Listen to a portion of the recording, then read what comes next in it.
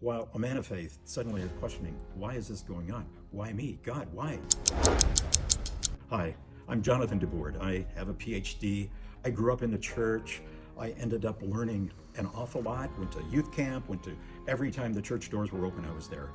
Had revivals. I thought I knew everything I needed to know about the Lord. And I knew a lot. Ended up being a pastor. He was an army chaplain. Everything was great. Then I went to Iraq. When I was in Iraq as a chaplain, a change took place.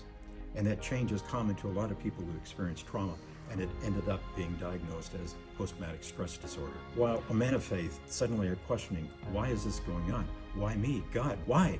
And I found my life beginning to turn down and fall apart.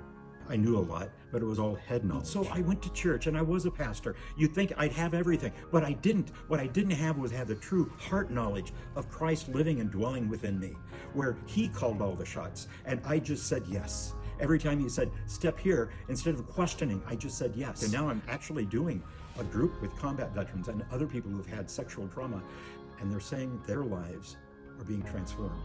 But let me tell you, my life was transformed first by the living God and by Jesus reigning within and his Holy Spirit completing me. So I wrote a book, Rest for Your Soul, Finding Deliverance from Trauma and Other Deep Scars of Life. And in it are the steps that I found through Paul of finding a life worth living, a life better than you ever imagined you could have.